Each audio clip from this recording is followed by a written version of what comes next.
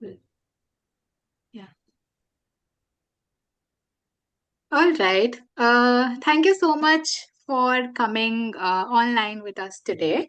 For everyone who didn't have Valentine's Day plans and decided to show up at 6 in the evening for this call. I am Shipra. I work with Youth Alliance on especially on this program called Earth Shastra, and we are hosting this webinar as a lineup to it. It's and just to introduce Shrishtee, who's going to be taking us forward in this session. Shrishtee is a writer, a researcher who's working on the intersections of environmental justice, earthy governance, and systemic transformations. She is also part of the organization and environment movement Kalpavriksha, GTA Global Tapestry of Alternatives. I think also curator of Vikal Sangam and also is in the executive committee of Global Alliance for the Rights of Nature. Thank you, Shishti, for joining us uh, all the way from Switzerland. and so, yeah, just to give an introduction also before we move into the topic, that governance and democracy, as we know of today in the modern times, has become very human centric and very anthropocentric.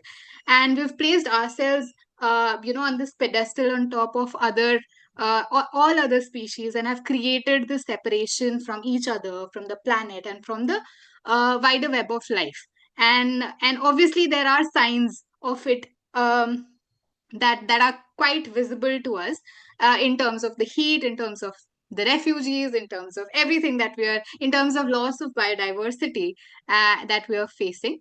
But to remember that to sustain life on this planet, we need all of us. We need uh, humans more than humans, and it's only we need to make there has to be collective decision making. And I think one of those frameworks is earthy governance, and Shrishti will talk more about it. But before I pass it on to you, Shrishti, I just want to take a minute to talk about Earth Shastra also.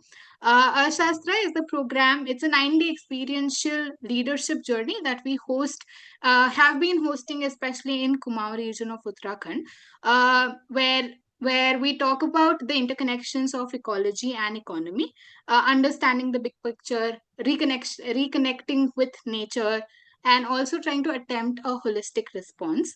Um, the dates are 11th to 19th of April, and we'll be sharing more about it towards the end of the webinar. But yeah, I would just pass it on to Shrishti uh, for taking us through early governance, and probably we can have questions after that. Yeah. Okay, thanks, Shipra. So I'll start, and since we have few people, maybe also in case there's a moment where people want to check in about certain things, then we can, yeah, feel free to do that. So, as Shipra was saying, broadly, the governance is coming from the realization that we need to think about democracy from a very different perspective than what modern liberal representative democracies are about. And so, in this presentation, I would take you through some stories and examples where that's already happening, what lessons and insights we can draw from those stories and examples, what kind of principles and lessons we can learn and maybe possibly replicate in the different contexts that we live in, but how we also need to think about democracy, etc., that we have been imagining as part of a larger systemic transformations. So for another 30-35 minutes is what I'll focus. This is what I'll focus on, and then I look forward to any comments or insights any one of you have. So, starting just to, I won't be getting more deeper into this, but just to place the context of what we are and why we are talking about this crisis and the democracy and the governance as a response to it, is because we are living in the times of intertwined polycrisis, is what some people say. Some people call it a meta crisis, but in different ways we articulate that we are living in the times of very different uh, very different situations where a lot of crises are intersecting. So no more are ecological crisis separate from the health crisis, no more um, are ecological crisis separate from the crisis of economy we are facing, or the crisis of decision making we are facing. So in a sense, when we look at the crisis today, it feels like, oh, things are falling apart, not just in one section of life, but in many intersecting ways. And one is, of course, to it gets overwhelming to realize that, but the other is that it gives an important signal that no more we can work in silos or be separated in our struggles. That we can't just talk about, oh, well, I'm working in health and I'm working in water, and so, I don't need to focus on the other, but rather how all of this is so interconnected. So the crisis of data mining, or crisis of tax injustice, are related, are not disconnected, and so is ecological loss with land appropriation, or spiritual mining that continues in the world. So anyway, so that sets the context of why we are talking about what we will talk. And I want to situate the responses to these different forms of crisis by various examples or processes that I am familiar with, that have inspired, not in terms of just how they're responding to it, but also strongly articulating of what it means to live a good life, or a better life.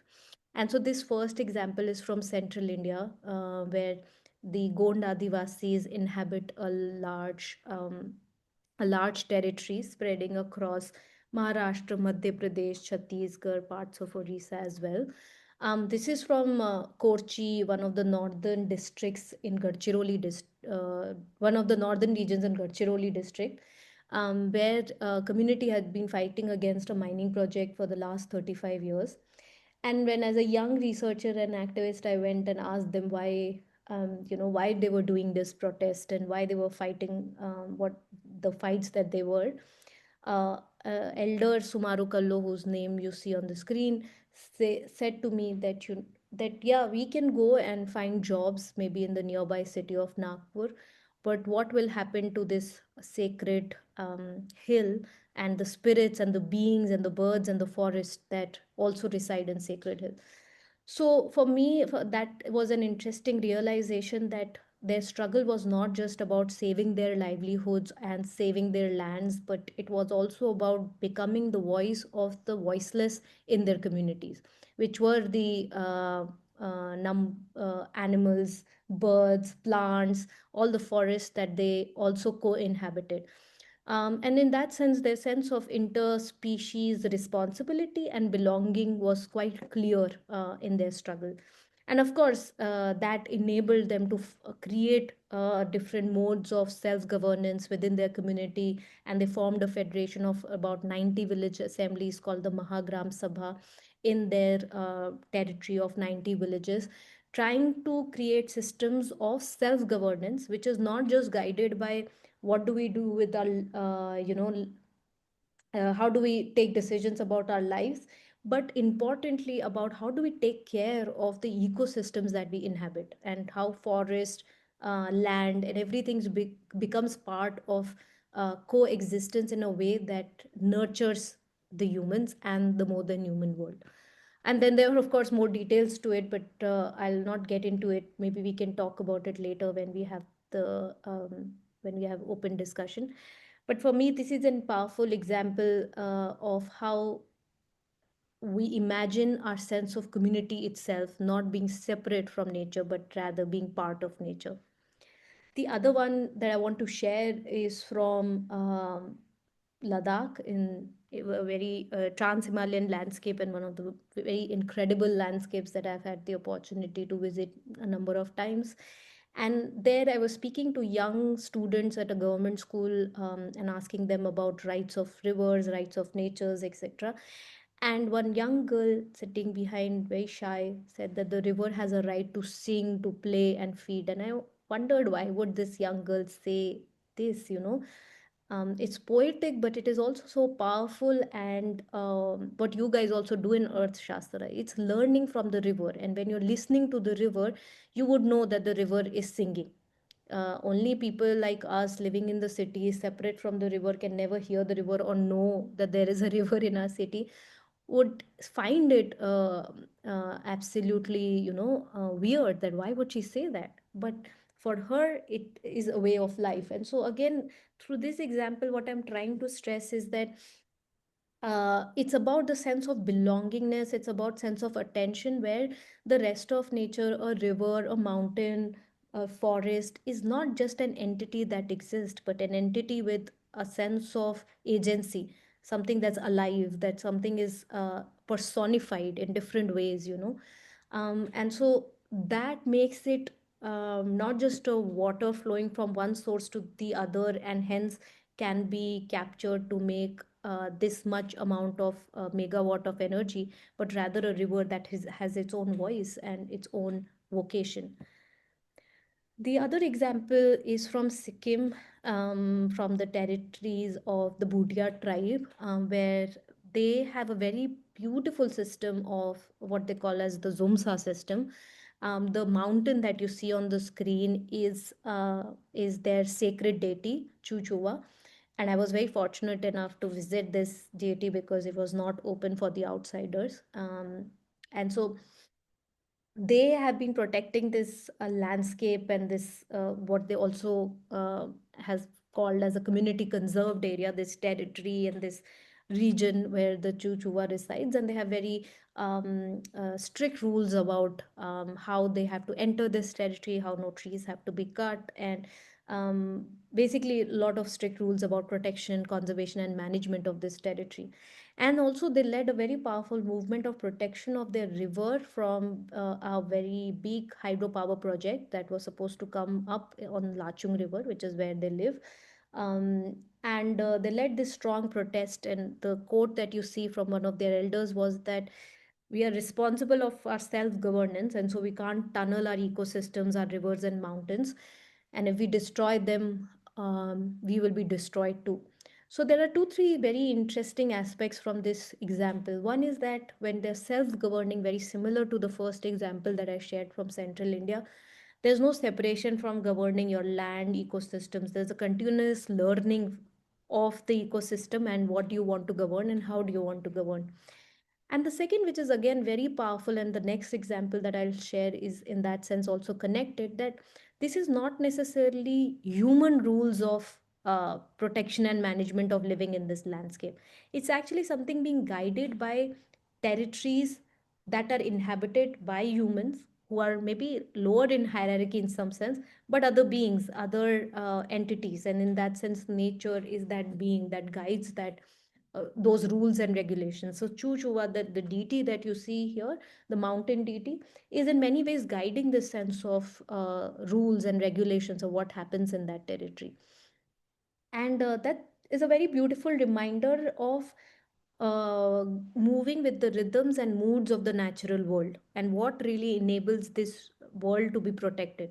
And that's how they also protected their river. And then the dam actually came on the downstream region near one of the towns. And in 2023, if you guys would have followed the news, the dam got burst and had killed about 100 people. The same dam was going to come up here. And so for them, it was also a very stark reminder of how them listening to what their deity was telling and what the river was telling was so important, because eventually it led to such a massive destruction.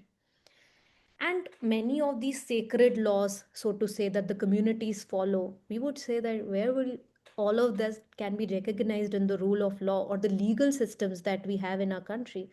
But Niyamgiri example from Odisha is one of the very powerful examples where actually the Supreme Court of India recognized that people, which is the Dongriya Kond people, Adivasis who live in Niyamgiri, have a spiritual connection to the mountain deity Niyamgiri, who is the king of law, or Niyam Raja, quite literally translated as king of law, um, who determines what happens in the territory. So Dongriya Code said that we cannot allow for mining in our territory because we ourselves don't have the right to say so. It's the deity who will say. And that was recognized in a Western legal system that our country follows by the Supreme Court as a cultural and a spiritual right under the Forest Rights Act of 2006. And so this many of these examples that we were coming across because of our work on environment and social justice led us to also explore them more deeply, which is what we did in I did partly in Sikkim, but also like in Ladakh and in Spiti, where it's not these systems are some stories of the past, and so it has happened before and now we are living in another world. But in these current times, for instance, in Ladakh, they have an elaborate system of self governance called the Goba system, where there's a village headman, where there are rules, customs, what they call as tims, which follow their own forms of governance, and listening to what happens to the land, when do we farm, when do we sow, when do we cultivate, when do we harvest. All of that happens through these self-governing systems, and we realize that there's a similar system that also is in Spiti in Himachal Pradesh, and actually, which is very interesting also, that this system, a very similar form of system, exists also in Tibet. So it's a whole bioregion from Spiti to Ladakh to Tibet, similar bioregion and similar governance system. And similarly, in the Eastern Himalayas, a similar system exists. What is powerful about is that people have these self-governing systems. They are apolitical. They're not motivated by any political parties. Lifescapes are designed in terms of the cosmology, spiritual, land-based understanding, and there's a sense of autonomy in being able to decide what and how we will decide about spring, how do we will decide about water, going to different fields. So everyday life is governed in a way that is determined by people and listening to nature itself. I just want to highlight, I won't get into the details of it, but some international examples where it's not just that it is happening here in India in some remote corners, and what about what's happening in the other parts of the world. And through our engagement in these things, we realize that it's how people made sense of living in the world. And this example is from Kenya, from the Tharaka community, which is also known as the land of the bees. And there they have a very interesting system of governance, which is mostly guided by bees. So they see how bees behave, take decisions, how they come to consensus, and that's how they have designed their system of decision making. So it's a very clan based collective decision making system, rather than relying on state centric structures, which was very interesting for us to learn, because a lot of communities here in India, as I was sharing you previous examples, have also evolved their systems by listening to nature or understanding those systems. The other is from Ecuador, of the Sapara indigenous nations of self determination, where it's not, I mean, Sapara is one example, but across the Indian communities, this this self governance exists. Among the Saparas, it's about the dream and the spirit world, and they've used that worldview to assert their protection of their lands and forests while fighting for oil explorations, and have actually come up with various ways or various alternatives to ensure that their land and territories are protected. Their self governance, which is guided through spirit and dream world, is nurtured in a way that young people are involved in community based tourism practices or reviving languages, out offering healing to the outsiders through their systems, but asserting that their culture, indigenous identity remains strongly. And it's very much rooted in the idea of Buen Vivir or Sumak Kwase, which is about good living. In the modern context, in terms of like recognition of many of these systems of governance has been happening through maybe two or three processes. I can mention maybe two. One is the Territories of Life by ICCA Consortium, a worldwide network that is trying to bring together many such communities who are talking about democratic governance, which is about many of these systems that I've already mentioned. But how can state governments or national governments recognize these systems of community governance? That conservation and protection won't just happen in or by state institutions in national parks or wildlife sanctuaries. Conservation can very much happen by communities themselves, because they've been doing that for a long time, and it's the examples or the evidence are in front of us. The other, which is emerging as an interesting movement across the world, is the rights of nature movement. Right now, for instance, I'm speaking to you from Zurich, and in Switzerland, they've got the rights of the river Rhine recognized, and in different places across Europe, that's happening. Um, but for instance, it began in Ecuador, the earlier example that I was sharing from Latin America, where they got rights of nature recognized in their constitution in 2008. And it had kind of a interesting ripple effect across the world, where in modern Western legal systems, how do we recognize that nature always has had rights? And so in New Zealand, after 150 years of very intense struggle that the Maori indigenous people led, they and their cosmovision of we are the river and the river is us was recognized, and the law was passed. In India's context, was very interesting that in 2017 and then subsequently in 2018, 2020, and I think in 2022 was the last judgment around rights of nature. But it began with 2017, where Uttarakhand High Court recognized the rights of River Ganga and Yamuna in their originating glaciers. And for the first time in the ecological jurisprudence of India, something like that had happened, that, rivers were recognized as scientifically and biologically living. That had not happened before. So, in that sense, it was an interesting judgment, which was then challenged by the Uttarakhand state government in Supreme Court, and it had a stay order and continues to have a stay order. These are, as I was saying, there's a worldwide movement. Many places are like in Ecuador, Bolivia, in Switzerland, in Amazon, in Canada, in Chile, in various places, such legislations have come across. But there are different ways that it has been approached. For example, earth-centered governance, or giving rights of nature in constitution, or indigenous or relational approaches. Some of those I already mentioned, or judicial approach, which is that you go to the court of law and court offers those rights. But before, but what is interesting is I want to highlight is that in modern discourses, some of these things are coming up, which is very powerful, because somehow we need to bridge what exists in and around communities and their systems, and to what we can make use of in the modern systems and laws and policies itself, because this is what the current system is at the moment. But of course, it has its own limitations. For instance, the framework itself is limiting. Rights framework, as we know, we have human rights recognized, but what happens to human rights across the world? And so, rights and responsibilities, um, as Gandhi, for instance, said that instead of asking for rights, we should first think about our responsibilities. So even in the case of this very interesting legislation, what is our responsibility as humans towards nature? And if we were thoroughly investigating that, maybe rights question wouldn't emerge, even because the rights of course exist. So what is our responsibility and how do we protect those? So in that sense, it's also limiting for what the framework is and where it is operating. But I still feel it's a powerful tool for us to use in being able to at least challenge mindsets that are, of course, still very much further away from rights of nature, even in the dominant frameworks.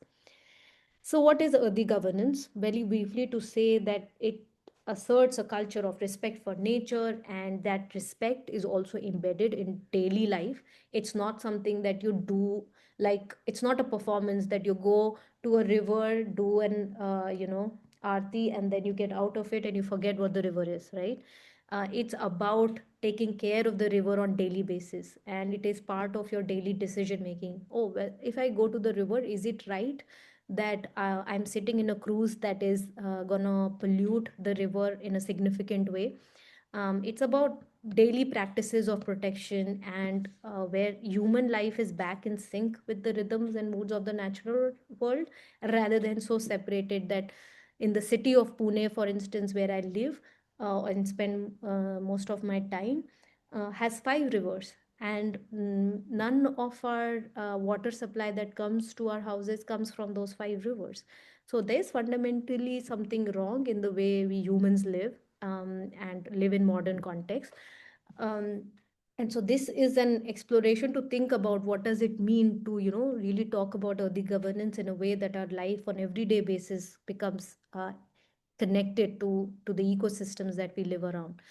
And so, as I was saying earlier, that there are related frameworks of rights of nature or jurisprudence, etc. So it's not like it's disconnected, but in a way that what we are really talking about here is not just inclusion of more than human into decision making, but a different sense of autonomy and power itself, where power is about care and power is located on the ground. And so there are worldviews such as the interbeingness, collective work, commons, responsibility, kinship, autonomy, sovereignty, that becomes important part or elements of worldviews when we are articulating something like earthy governance. Rights of nature doesn't really get into what governance would look like.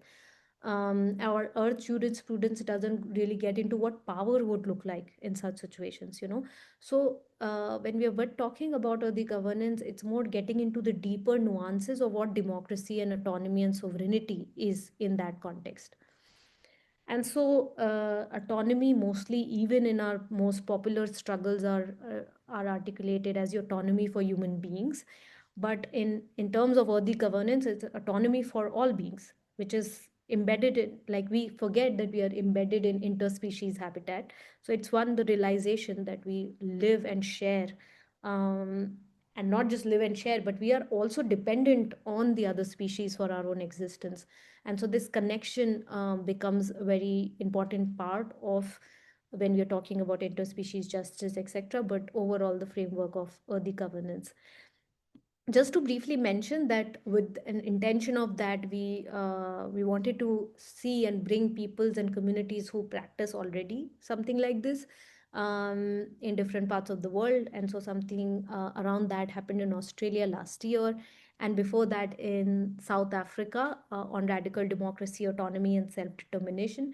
Because for several of these communities, these struggles are not separate. The autonomy struggle for autonomy, being able to decide what happens in their territories, is also about assertion of voice of more than human in their world. So how do we bring these struggles of democracy more at the center of conversations was the objective of these gatherings.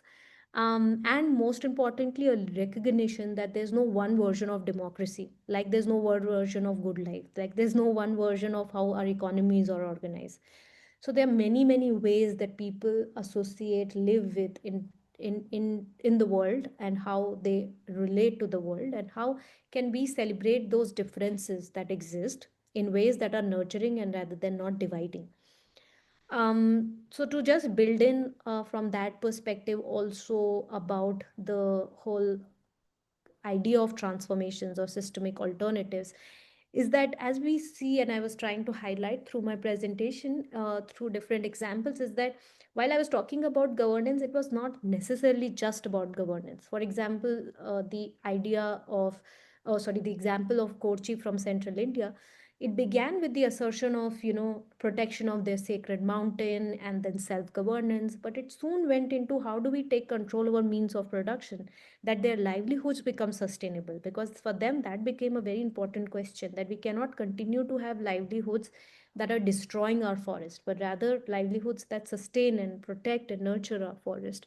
So it became about economic democracy, it became about also social justice, because mostly in their struggle it was the men who were at the forefront, and then women started demanding that, but we are the ones who are closely dependent on the forest, and we know what the forest means for us, and so we need to be part of the decision making. And so in that sense, what we see here and in many examples across the world is that there is a response to the systemic crisis in ways that are connected to each other, and realization that as I think many of you because of your connection with Vikalp Sangam would know of this flower that we have used in Vikalp Sangam. But it gives an interesting framework to think about earthy governance also, in that sense that if you're thinking about earthy governance, maybe between these two petals of direct and delegated democracy and ecological integrity and resilience, and them being intersecting, it through maybe just example from Kochi only, because that's such an instructive example, it becomes clear that economic democracy, social well-being, justice are all interconnected ways of imagining what a transformative governance world would look like.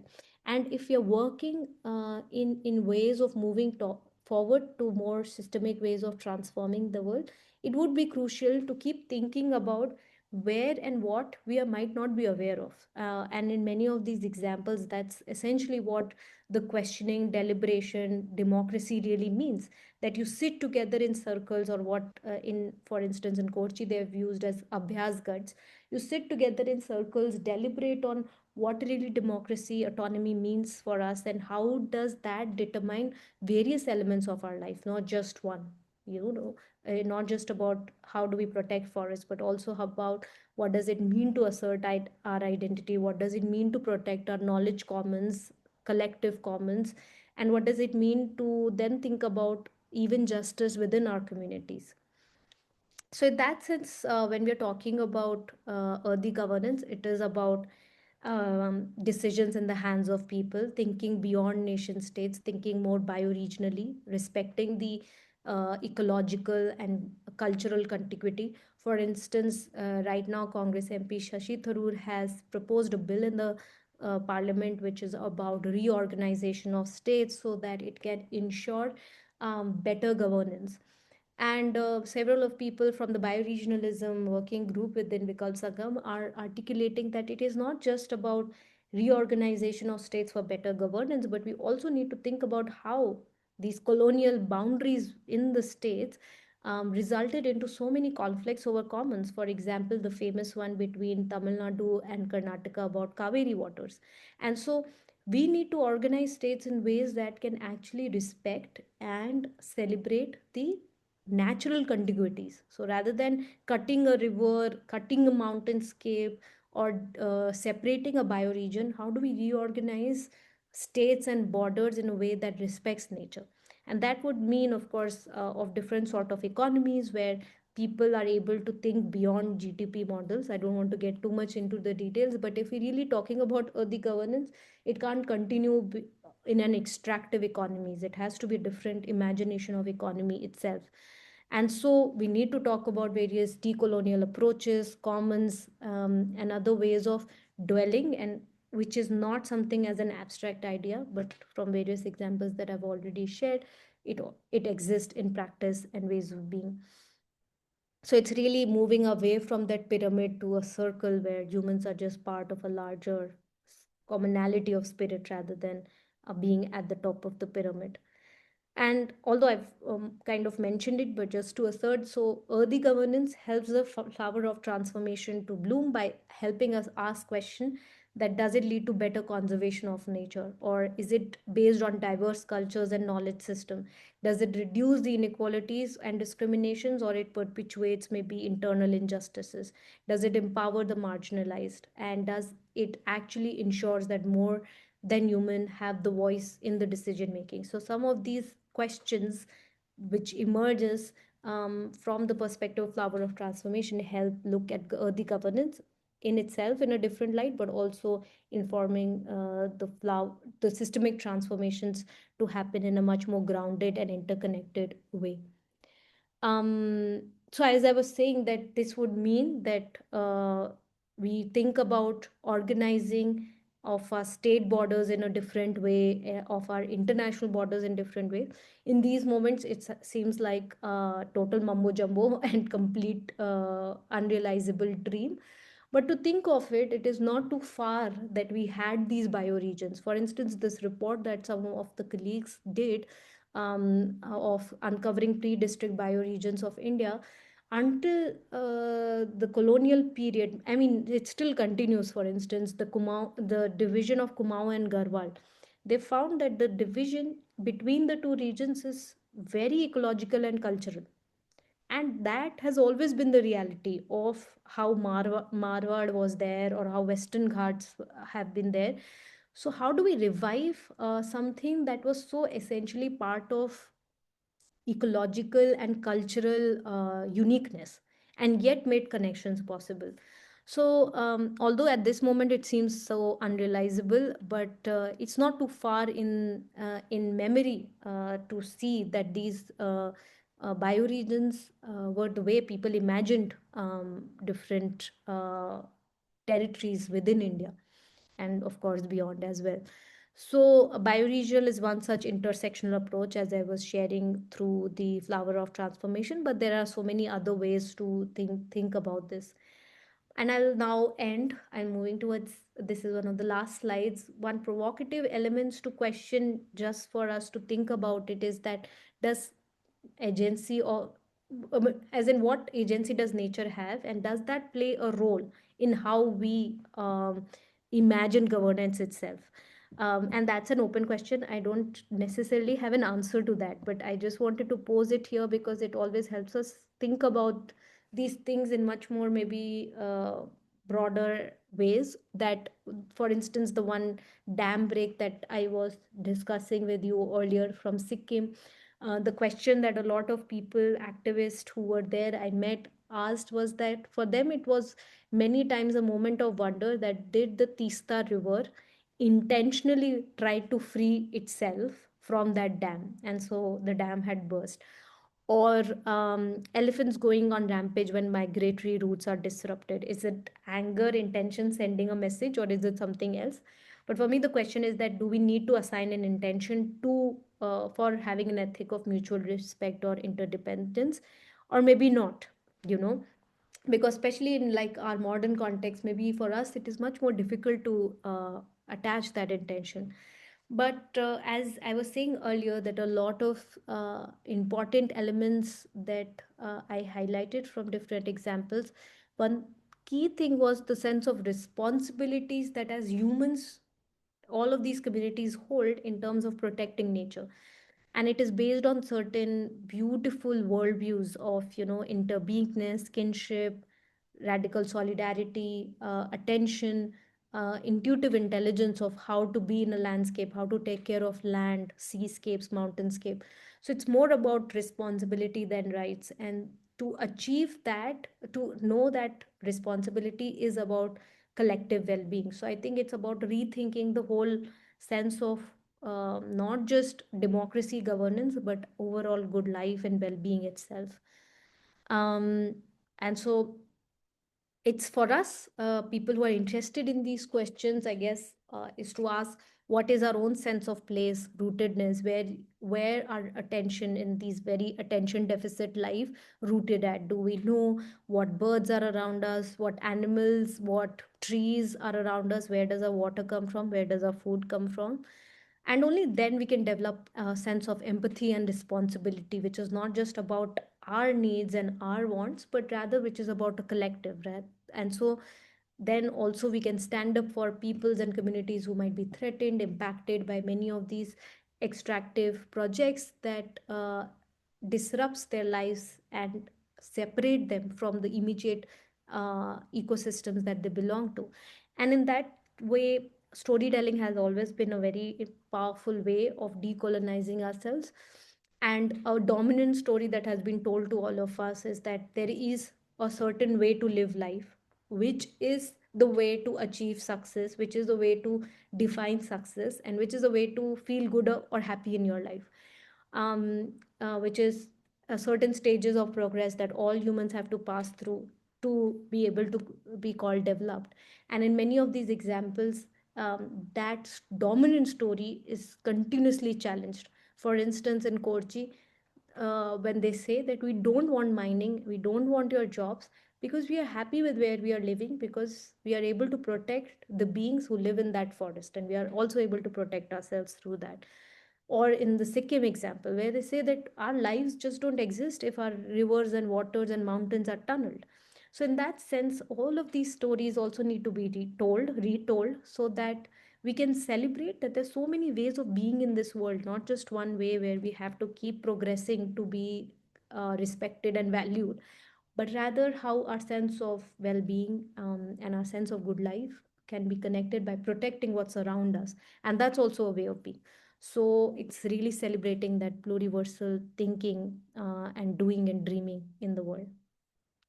Okay, so if any of you wants to get in touch, that's my email, but I'm sure Shipra and Aarti can also share more on that. But that's from my side, Shipra and Aarti, over to you. Of course, if others want to ask any questions or comment, I'm happy to receive.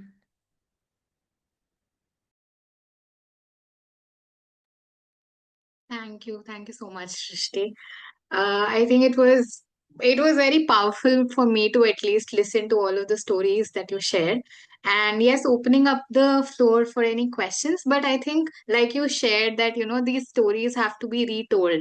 So I just there is like enough people present with us right now also. So if anybody also has any story that you have come across of something in your context of early governance being practiced, please also feel free to share. I mean, I am curious to hear.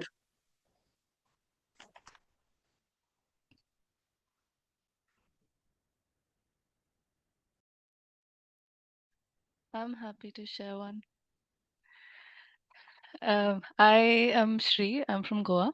I'm currently in Vienna. I do my master's here in socio-ecological economics, and I was a fellow at Travelers University. So basically, for my master's thesis, I was looking at Goa because of the. I don't know if you might all have heard about Goa being a very crazy tourist destination, people being fanatic about going there and partying and stuff like that. But living in Goa and having experienced the change that has occurred, around me, it led to me asking questions about, okay, how are we developing, and what is development itself? And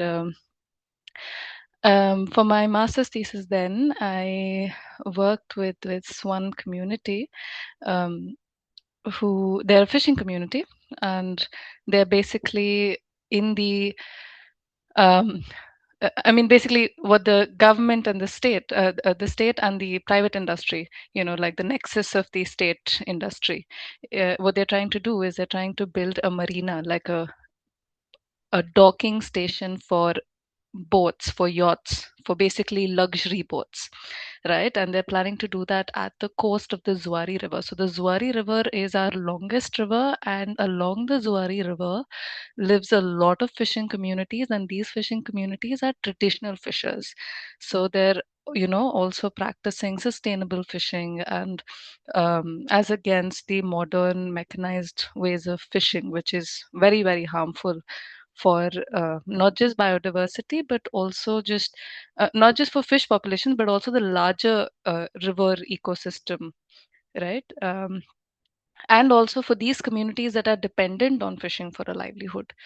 So now they're planning to build a marina, and it was proposed in 2010, and since then there's been a huge movement. So the fishing groups collaborated, the whole stretch of fishing communities, all of them collaborated along with some professors, some activists, media people, all of those who really cared about what's happening. Um, all of them came together to protest the marina, and till today it's still going on.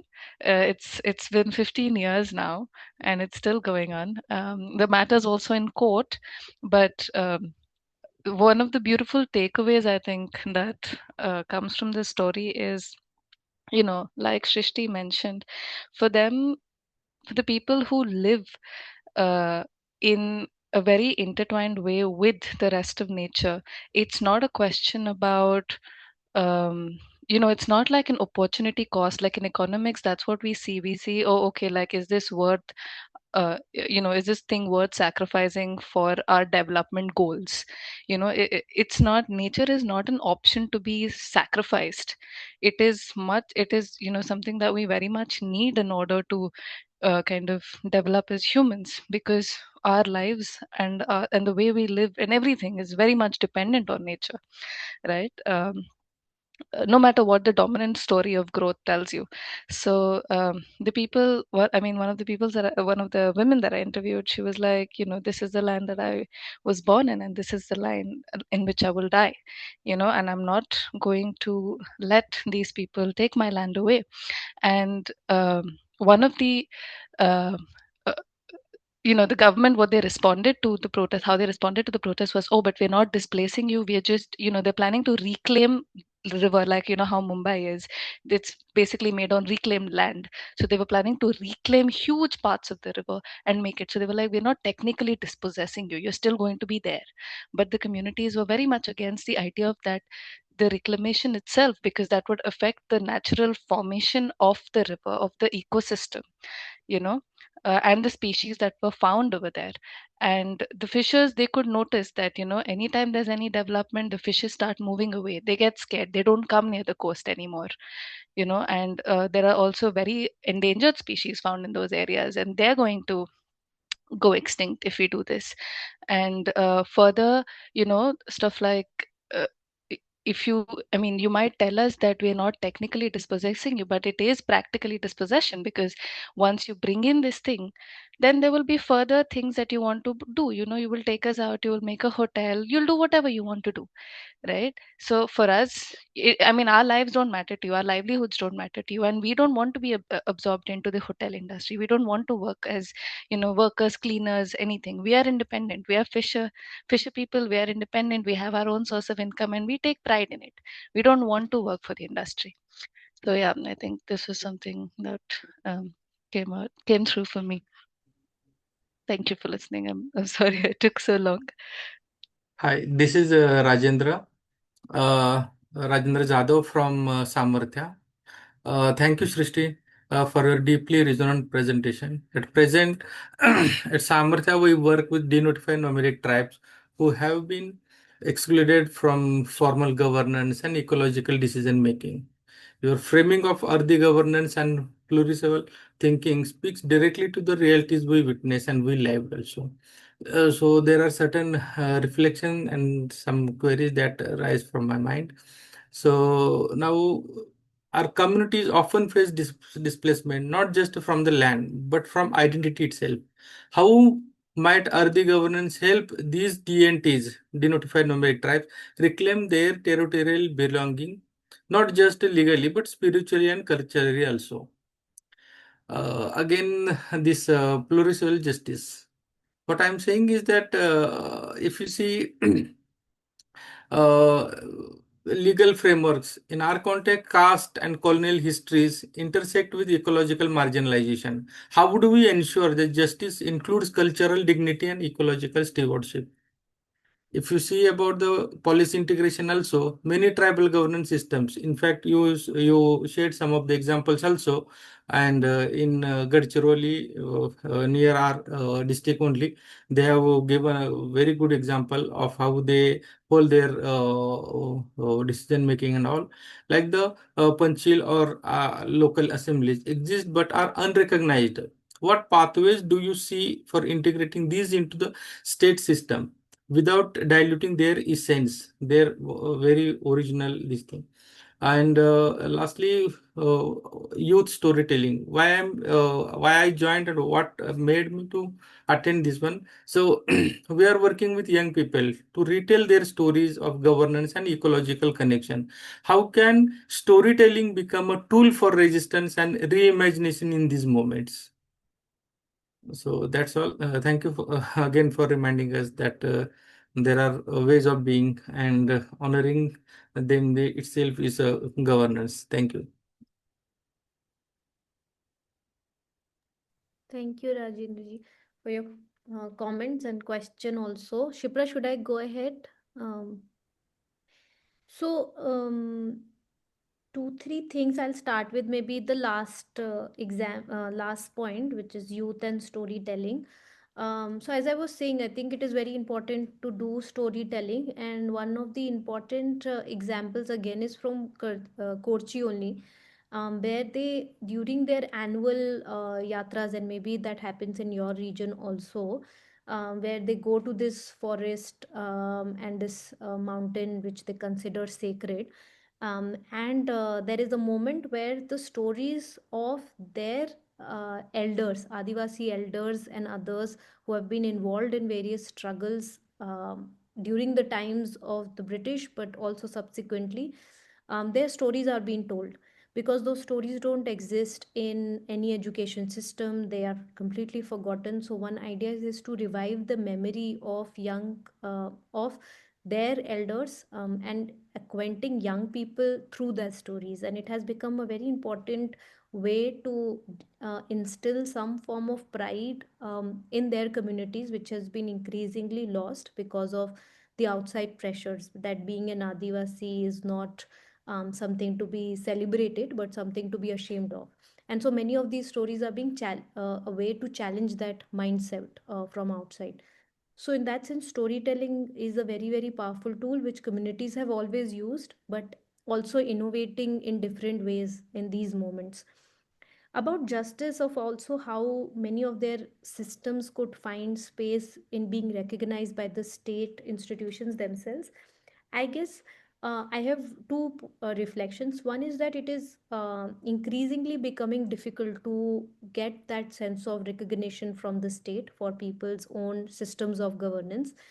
For example, the study that I shared you from Ladakh, where they have their own self governance system, that has no recognition in the formal legal policy frameworks or administrative setup.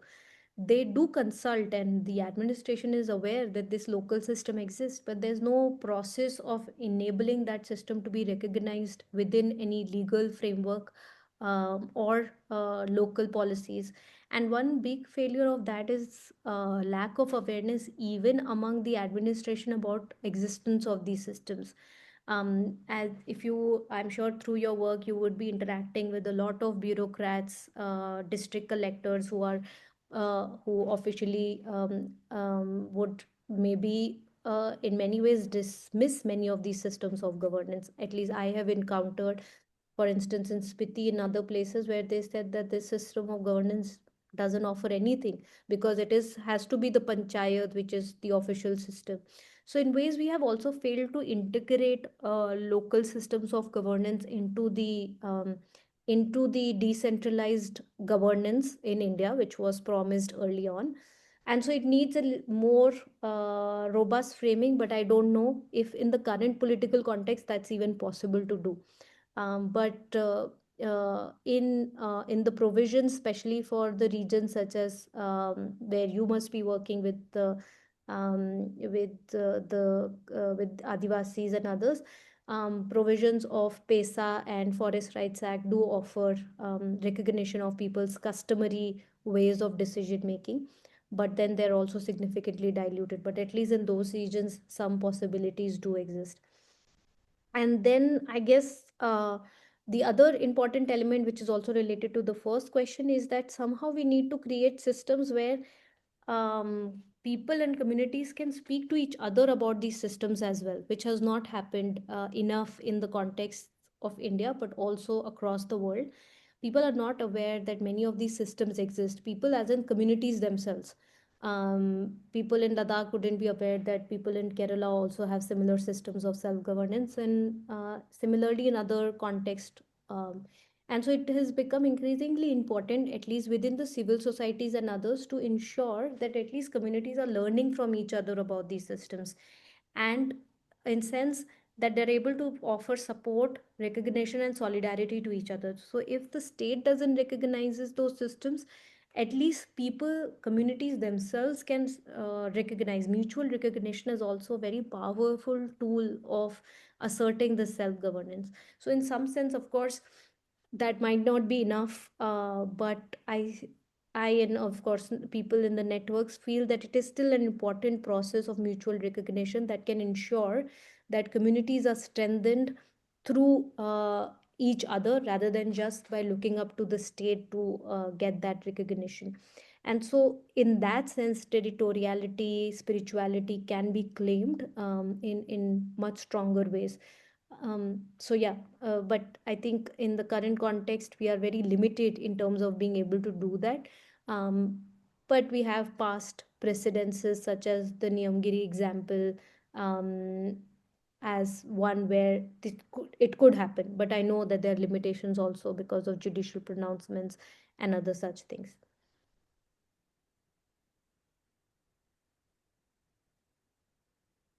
Thanks.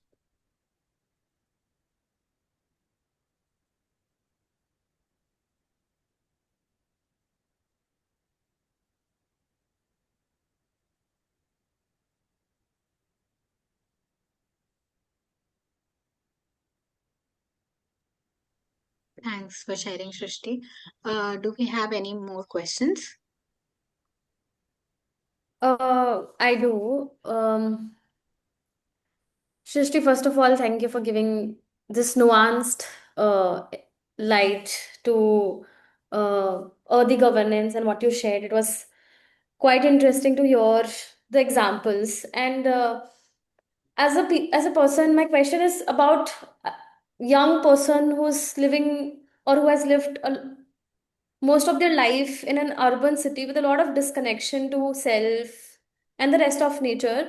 And a lot of our education system also has put up science and rationale at the center of everything.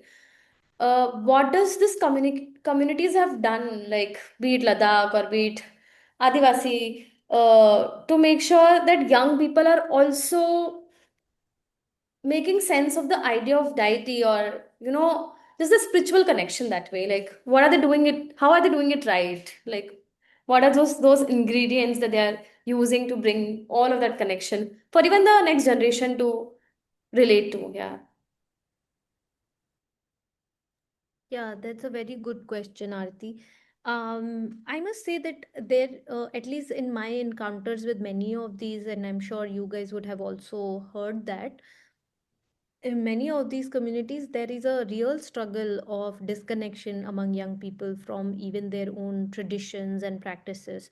And so it has been becoming increasingly difficult to talk about these things and continue practicing them, because young people are either not interested, or they see it as something that will pull them down or pull them back into the times that are long forgotten, at least in the modern world.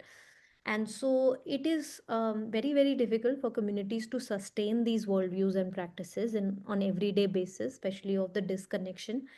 But many have also been able to do that, and I can share some of those insights. I'm just in the broader framing that it is very difficult to do that. One is this in again in Kochi, because which is where I saw a lot of this happening very, I think, in ways that they could see all of this coming in the coming few years, and so they planned a lot of things very well. Was when they started what they were called as Jivan Shalas, which is a old concept of learning schools for life, and many places have practiced that. But here, what they did was, well, Jivan Shalas was something that some outsiders introduced it to them. But then they said that, well, we have always had those systems of learning from the forest, and so they called it Jivan Shala, but it was something that they had already always practiced. And some of the young people from the community would go with the elders and learn about the forest. So it was just a walk after school. They would come from their ashram shalas, they'll come back from there, and then with the elders they would go to the forest and learn about plants and learn about various uses, what to do when there's a beehive and bunch of other things like that, which is what they were sharing. And that was the way to enable a lot of learning among young people in the community. And they said that several of these young people, when became 17 and 18, were involved in all the struggle that was happening, because we were so surprised to see that apart from these, some elders who were there, there were very young people like 18, 19, 20 who were supporting the elders in the struggle. And very happy to see that, why, how come these young people are also so interested. And they said that, oh well, because many years before we started this process of forest schools, where we would take them, and so a lot of their learning happened about the forest and why they were there, and also about their struggles through that. And again, cultural spaces like the yatras, which I was telling earlier, became an important space to talk about indigeneity and talk about their elders and all of that. So the role of culture, art, dance, music, forest, all I think are important lessons that we can draw from these examples where they're trying to involve the young. The other example I also feel from the Ecuadorian, the Sapara one, is also very interesting, which is where they were facing similar struggle of young people going out not interested in these systems anymore, where they said that we need to create a hybrid.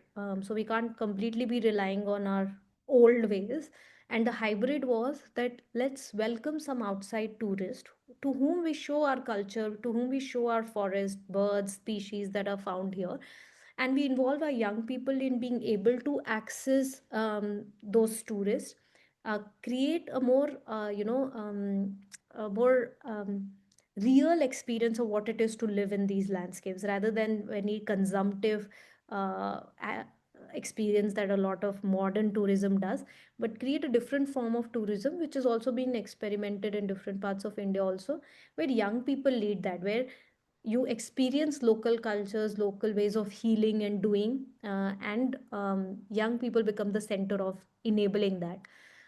So that experiment also I think is a very good experiment where you don't distance yourself from your landscape, because that's what make that experience much more nuanced and much more real. And you also welcome people from outside to experience that and see what their struggle and protection is all about. So I think those are the two very and there are other examples, but at least these two I can think from very different contexts but related, where mix of hybrid mix of modern new hybrid ways of doing things was ways that people experimented to ensure that young people are also included in it. But I guess for a lot of us who are living in modern context, it becomes increasingly a very existential question to ask of how do we retain our sense of connection. And as I was saying in some moments during the presentation, it is really important that we get out wherever we are, really. You don't have to be in some village or some other place to really experience nature, but it is really about getting out in Delhi or Pune or Mumbai, wherever we are, to see what ecosystems exist, and they do, and to understand, say for instance in Mumbai, this whole struggle of RA, why RA struggle happened, who were these people living in the forest in the middle of a urban jungle, protecting a large 100 200 acres of forest, and why were they doing that with all its complexities, what was happening there, and what are they protecting, what trees, species, birds are found there. And actually a lot of young people in cities are doing that also. There is increased curiosity and longing for connection with nature even in the city. So I also see that as a powerful sign of so many movements, young people's ecological movements erupting not just in India or in some cities but across the world, is actually a powerful sign of these small movements that can lead to something maybe transformative at this moment, which seems, I don't know what will happen in the world, but actually potentially very powerful, maybe not in our lifetimes, maybe later, like what happened with feminist struggles or race struggles or class struggles. 100 200 years ago women were fighting, but we are enjoying those benefits. So maybe future generations will enjoy the benefits of young people who are speaking up today. Totally. Thank you for sharing this. This also reminded me what you talked about responsibility, the part where responsibility comes into the picture. And just going out and learning about the ecosystem and the landscapes one live in really helps understand and also feel the responsibility of what are we doing to the systems that we are a part of. But yeah, makes sense. Thank you. Passing it to Shashank, I think he had a question. I can also wait if anybody else has. Hello, Okay. can I ask one? Sorry, did somebody say Yeah, something? I'm Ajendra. I recently visited Uttarakhand, and so thereover I interacted with people, and there were kids who were kind of like, we want, I mean, we would be happy to have ice cream here, right? And there's this friend of mine who wanted that. I mean, roads are important because in case of medical emergencies, it is better to kind of access hospitals. So that's one part. But at the same time, they do not want, I mean, their mountains to be cut, and they do not want, I mean, wider roads. Here in Delhi, now there is this air is so bad, right? So they do want good air quality, but at the same time, they do not want to compromise on the life, I mean, the luxuries they have, right? So how do we balance out these things?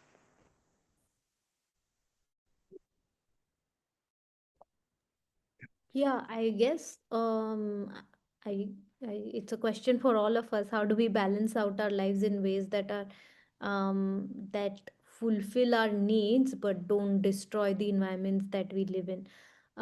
But I guess one good example of that contradiction is Char Dham Pariyojana. Now we need a road to maybe reach these important sacred sites, um, and pilgrimage by its definition had to be tough. You can't have easy access to gods. You have to go through a intense journey, suffer, because that's a spiritual journey you're trying to make. Then you reach a temple, and then you meet the gods. But now we have this tendency, oh, I need to meet a god, so let's make four-way lane and try to reach as fast as we can, and so don't have to go through any pain.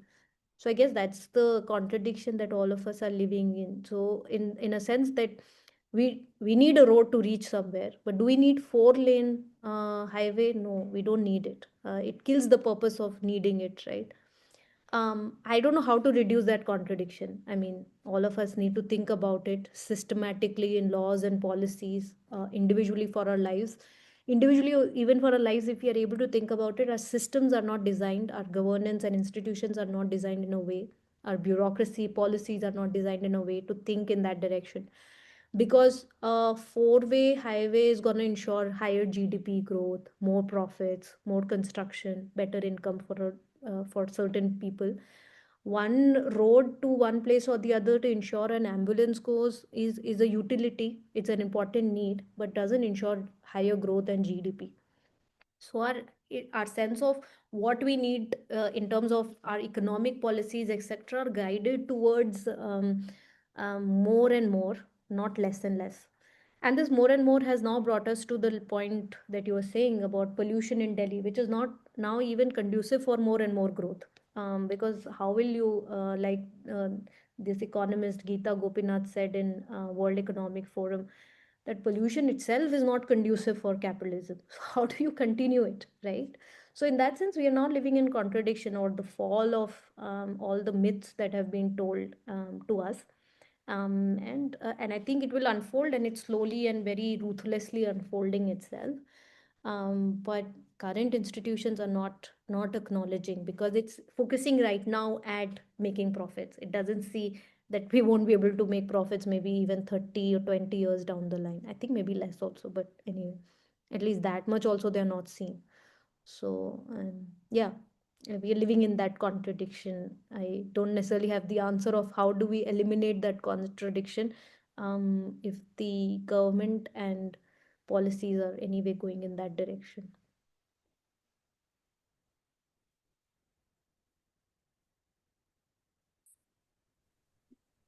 Thanks. Also, a quick time check. Maybe we can take maybe two more questions for 5, 6 minutes.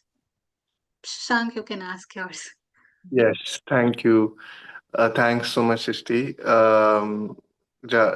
I just got reminded of learning so much from how important it is to imagine and name things and put them down and have dialogues on that. Even as we see the larger powers in the world not engaged in the same terms. So thanks for that. Thanks for that reminder. My question, I had two questions. One was related to rural communities. Mm. I mean, I often find that a lot of, say, earthly governance or some of the people-based governance, community-based governance, is we are able to find traces of them where there are the communities like are either Adivasi or they still have some access to commons or community forest or some acts also like FRA, PESA, etc. In case of rural communities where mostly like UP, Bihar, and these regions where mostly the it's an agrarian economy and the land has been converted to farms and seen from the lens of fertility and profit, like what can come out of land in terms of crops. And so I wonder what have been some of the examples from that space where there are some traces of you know earthly governance present still that we can build upon or remember. That was first question. And maybe the second one was very simple, that as some of we are all embedded in the modern world also, so as some of it collapses or goes through a transition, how do we also prepare ourselves where we don't have the support system of place based systems, and we we are located in the modern global economy. So what are your practices or what are your ways, to navigate the collapse? Thanks, Shashank. Both very good questions. The first one, I think, very few, at least, and I'm not saying that's because there are very few. It could be limitation of our own research, and being able to find those examples in, say, fishing, small scale farmer communities. In terms of detailed understanding of how do they govern because of the fragmentation and the such things that you already mentioned, but I can give the example of which at this moment I think is a very interesting example of Deccan Development Society in Telangana, where I guess you must be aware, but for others who are not, where they 30 years ago started this whole revolution in some sense of protecting their seeds and their traditional knowledge of living with the land, and through that changing their realities in terms of one not being owners of land to becoming owners of land, being triply marginalized by being women, Dalit, and farmers, to changing that reality, gaining control over their food, seeds, and deciding what happens and what they grow in that land. In a region like where they are, which was completely dry and arid, to actually being able to produce millet based food which is nutritious, good for health, and is also based on their traditional knowledge. So in many ways, that is a very powerful example of a farming community that was able to create this 3,000 woman self-governing unit of deciding what happens in their farms. What they interestingly also did, which I learned only last year because the Vikalp Sangam General Assembly met there, is that during this process also they had created certain forest, because this is an area which is completely dry, no trees grow. So near their farmlands they experimented on growing some native trees and plants 30 25 30 years back. And they were telling that because there was no rains, etc., so many women carried water through buckets and had all the way up in the hills and had given water to plants at that time. But they just wanted to ensure that it's not dry and they are able to grow forest around their patches. And the forest now has come up in a region, if you see, go beyond these say 20 30 40 villages, you don't see forest, but they have been able to grow, well, the forest that can grow there, not a very dense forest, but a lot of native varieties grown in and around their farmlands. So for me that was so inspiring to hear. I did not know, I mean, I had known DDS for a long time, but I did not know of this that they had done during that time, and you could see the forest there. So that was very interesting and powerful for me to see, where this kind of collective governance, where they were not just talking about security but sovereignty overall, enabled it to happen. It has transpired in other elements of their lives, for example, having community radio, or also being part of the local panchayat where they can take many of these issues, so becoming leaders locally, or also involved in, say, creating these schools for young people so they can learn about what they were doing, or becoming filmmakers. So it transpired in different ways. But um, but I think there are just very few examples such as these in farming and rural communities in that sense, who have become very fragmented. um, I don't see many of these examples, for instance, even among Adivasi peoples who maybe inhabit regions of, say, Uttar Pradesh, Madhya Pradesh. Many of their traditional systems are lost. So I think in some sense, also the onslaught of the modern systems have happened much more in some of these belts than in some others, and so a lot of this has also been lost. So in a way, in being able to talk about these things is also to ensure that some of these cross connections can happen, so that people can also remember what was in the past. For instance, when we did this traditional governance sangam in Tamil Nadu, some groups from Maharashtra, from Panchgao, had come, who are Adivasis, but they created this hybrid system, wherein their traditional system was of earthy governance and all of that, but it had internal problems of, say, women not being able to bring up their voice, or other caste not being allowed to be part of the decision making. So they said that we reject a system where this discrimination was there. We take some important elements from there, like voice of the voice of more than human world and nature, and being grounded in place based understanding.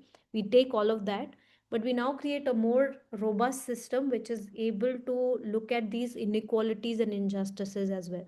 So in some sense, there is an experimentation of also creating more systems that are responding to the current realities.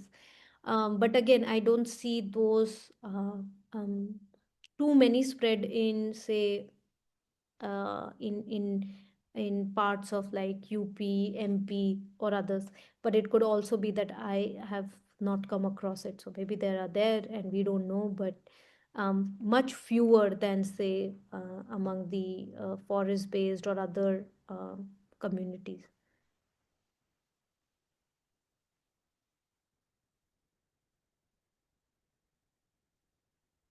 Yeah, thank you.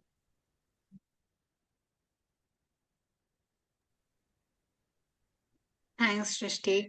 So, I mean, like, out of curiosity, I had a question. I mean, these examples that I've generally read or have come across, and like you shared in your presentation also, are from, for example, South America, Africa, India, Native Americans, and all of that. But like, what about Europe? Like, are there examples there, or I mean, is it even worth going into examples there? Because they have preserved a lot of their nature in that sense. But I just was curious to know if there are examples that mm, you've come across from Europe. One is that, and second, to also wrap it up, and it was like it's more like a personal question that I had, and you can choose to answer. Was that I came across this that in one of your podcasts that you shared that the work that you're doing is very spiritual in nature for you, like it's more of a So I just wanted to know. Um, I mean, what makes you say that, or like, what's following your heart's calling, or just like, what was that instance that you knew that this is what it is? Types, yeah. Oh, thanks, Shipra. Oh, that reminds me, I forgot to answer Shashank's second question, which was about how I am also personally navigating. So, Shashank, sorry, I'll build that into this question. So first of all, that Europe one, that I guess, to be frank, the separation for them is so long back that such examples are very difficult to find.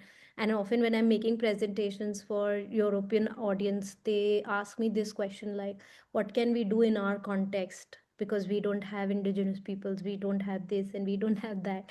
So for them, that separation is so even like so long ago that they don't even have people and communities or memory of that, to be able to even, replicate that in some sense in the current times. So there is, of course, a major crisis in that sense, but also within that crisis, it's very interesting to see a revival of all of this, say, for instance, of rights of nature litigation that is happening across Europe in trying to protect their rivers. For instance, in Switzerland, also, they had a very uh, interesting process of revival of their rivers. Now they have made their rivers swimmable. So across Europe and in fact in parts of Australia and others, there's a whole movement of swimmable rivers, because the first crisis of humanity is that our rivers have become not swimmable. They're so polluted that you can't drink water from there. And Switzerland was one of those first countries that were able to make all their rivers swimmable. So you can drink water from the rivers, you can swim. They're very very clean. And so it's one good examples for people across, and especially people in India, that you can clean your rivers and you can clean them to a level that you can straight away drink water from there. And so in Australia, a whole of that movement is happening. In Melbourne, in Sydney, they're trying to make their well, not in Sydney, in Melbourne, they're trying to make their river swimmable. In London, they're doing it with Thames, but it is much more polluted than, say, rivers here. But this whole thing that they're trying to do. There also very interesting movement in Europe, called, what is it called, right to roam, which is against any private encroachment. The idea of private property encroachment comes from Europe to the heart. It's the heart of the capitalist idea, but they've been trying to challenge that by enabling spaces to be open for everybody to roam, to be able to access nature. They have been able to, you're right, they've been able to protect their nature, but Shipra, at the cost of all wildlife being wiped out. They've killed all their wildlife. So yeah, you can go to these forests, but you will be sure of not finding anything in those forests because there are no wolves. They've killed all of them. So in that sense, the forests are not beaming with life, as compared to maybe the biodiversity that we find in India and Southeast Asia and Latin America, etc. So they have been also able to outsource all the pollution to third world, so-called third world. And so we see so much pollution, like you see garbage in Indonesia, that is sourced from Europe, sold to Indonesia for money. So in that sense, there's also a facade of Europe that operates in its own ways, without any responsibility to the rest of the world. So that's first question. The second one, which also kind of builds from Shashank's, for me, my source of inspiration has been these people that I work with and have learned from. And it starts with, for instance, in Kochi, where once I was there, and their some of their activists were being picked up, and I was really scared to see all of that unfolding while ceremony was going on and people were dancing, and I couldn't make sense of it as to why some of the activists who were being picked up, and there were some people who were continuing to dance, and how these two worlds were existing at the same moment in the same place. And one of these people, senior people who was with us, said that for us it is very important that during in the times of our crisis we continue to celebrate. And so it's part of our worldview to do our rituals, to do our ceremonies, to do our traditional dance, and we'll do that as well. So our resistance is closely tied with celebration, and so there's no this separation that I had as an outsider in my mind, that if there's crisis going on, there's no celebration, kind of like was squarely challenged. So my sense of making sense of what Shashank you was saying in these times comes from there. It's much harder, but I try to keep up with that hope, and maybe that's why Shiprai said that it is spiritual. Now I don't remember where I said that. Maybe I was in a mood, but I think I guess it's also about how do you make sense. For me as a young girl, I was born in Kanpur in Uttar Pradesh, and for me to be able to make sense of this stark contradiction of life, that there were some of us who were polluting the river but also calling river goddess, has stayed, and it continues to be with me right now, and I don't know the answer of it.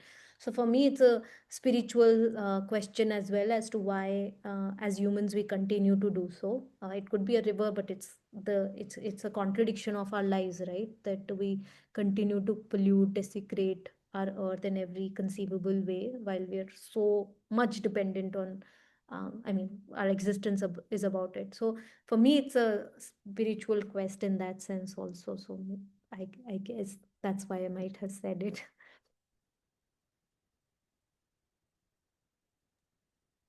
Yeah, could have. But thank you so much. Thanks so much for having this conversation also, Shrishti. Yeah, I think for the rest of us, I think we can just share, with maybe a word or an emoji, what is alive for all of us after this conversation of like the past 1.5 hours. It'll just be nice to have a sense.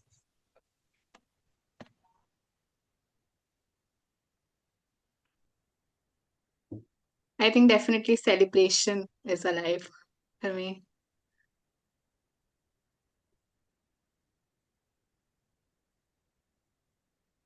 Okay. Cool. It's Valentine's Day, तो सबका सबका heart share हो रहा है. Thank you so much. Cool. Yeah. So if we just have 5 more minutes, मैं बस अर्थशास्त्र के बारे में शेयर कर सकती हूँ. Is that okay? Just extending 5 minute के लिए और. Um, just a second. Yeah, I'm just sharing my screen while doing it. So I mean, I was able to think of a lot of examples while Shrishti was sharing of how what we talk about in our shastra is also uh, relates to the stories of early governance that we heard, that you shared. So it's basically it's a 9 day program जिसमें हम कोशिश करते हैं to understand what the crisis is, which is going beyond just the ecological crisis, or how to not see climate change in a narrow vision, but to also expand it to what Shrishti was talking about, the poly crisis. That how do we place it in the larger crisis, and then reconnecting with nature. I think an exam I mean, like, like हम बात कर सकते हैं, obviously through talk we can understand what earthy governance is or how, but we really need to feel it to be able to create a relationship with nature. And so many times I heard the sharing of listening to nature. So to be able to listen to nature, I really have to spend time in nature, spend time enough time in nature without any distractions. And that is also something that we practice and try to do in Shastra, in our programs, where we try to reconnect with nature, where there are through meditations, through forest walks, through just spending time there, through having rituals, etc. And then looking at alternatives, like looking at responses which are really based in the local context, visiting some local, like you were sharing about Ecuador ka example. So there is also, like, there is a waterfall where the community, where there are five villages in Uttarakhand that have come together so that they can bring in tourists, and but they can also have local people take the tourists, and there is the waterfall that they're trying to protect, and that is where we visit. So really being able to learn from the examples that exist in the context that we're visiting. So it's like a whole thing of 9 days, and there is, through all of it, there is work on our own self. So there is a lot of inner transformation that happens, a lot of self reflection that we try to practice through the program as well. So the applications are open for it. We're hosting it from 11th to 19th of April in Kumaon in Uttarakhand. So yeah, in case anyone's interested, probably Aarti can share the link on the chat, and you can go to the website, or we can also, we're happy to stay back for 5 more minutes in case anyone's interested. Please do ask if you have any questions. Just one more request. In case if you know other people who might be interested in a program, I have shared the link to our website. Please share about the program in your networks. That would be really helpful. Yeah. Thank you. Okay, thank you. Thank you, everyone. Thanks, Shipra. Thanks, Aarti. Thanks, Shashank, and everyone for being here. And thanks for organizing this, guys. I enjoyed your Yeah. questions, conversation.